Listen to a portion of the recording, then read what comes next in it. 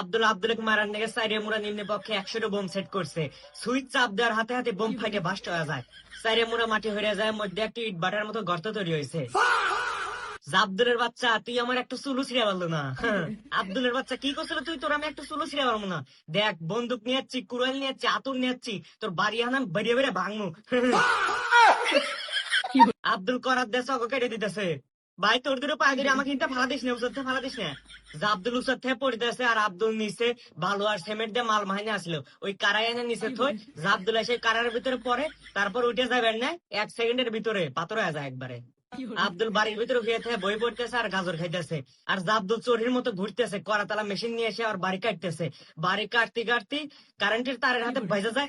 আব্দুলের বাচ্চা শর্ট খেয়ে একবার হিটকি নিয়ে যায়। আব্দুল এবার হেলিকপ্টার নিয়েছে, হেলিকপ্টারের ভিতর থেকে মিসাইল মেরে দিছে আব্দুলের বাড়ি।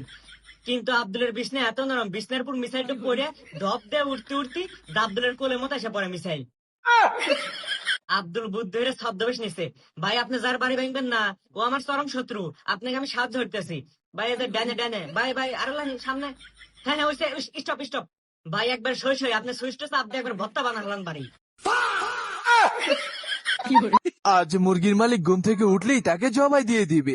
এর কারণে সকাল হলে মুরগিটি এসেই রাতের পিন করে দিলে মুরগির মালিক সেখানে আবার ঘুমিয়ে পড়ে। কিছু সময় পরে মুরগিটি দেখার জন্য পিন খুললেই তার মালিক জেগে উঠে, যার কারণে মুরগিটি দৌড় দিয়ে গিয়ে অনেক বড় একটি দেওয়াল উঠিয়ে দেয় যেন সূর্য দেখতে না পারে, আর দেওয়ালের পিছনে লুকিয়ে হাসতে থাকে। কিন্তু তখনই মোরগটি কি মনে করে জানি দৌড় দিয়ে গিয়ে ঘন্টা বাজিয়ে তার মালিককে জাগিয়ে দেয়। এরপরেই মুরগিটির মালিক ঘুম থেকে উঠে মুরগিটিকে জবাই দেওয়ার জন্য একটি কুড়াল ধার দিতে থাকে। তখন মুরগিটি দেখা মাত্রই ভয় পেয়ে এদিকে ওদিকে বাঁচার জন্য দৌড়াতে থাকে। কিন্তু এখন মোরগটি উল্টো তার মালিককে মারার জন্য এটি কুড়াল নিয়ে পিছনে পিছনে হাঁটতে থাকে, এবং মোরগটি হঠাৎ করে পেপারে দেখতে পায় যে জঙ্গলে থাকা সবগুলো হাঁসগুলোকে মেরে ফেলার জন্য শিকারীরা চলে এসেছে। এটা দেখা মাত্রই মোরগটির মাথায় তার মালিককে মেরে ফেলার আইডিয়া চলে আসে, আর সে দৌড় দিয়ে গিয়ে একটি হাঁসের টুপি এনে তার মালিকের হাতে দিলে তার মালিক টুপিটি পরে জঙ্গলের ভিতরে ঢুকে পড়ে। তখনই মোরগ হাঁসের শব্দ করে বাঁশি বাজালেই শিকারীরা এসে তাকে উল্টো গুলি করে দেয়।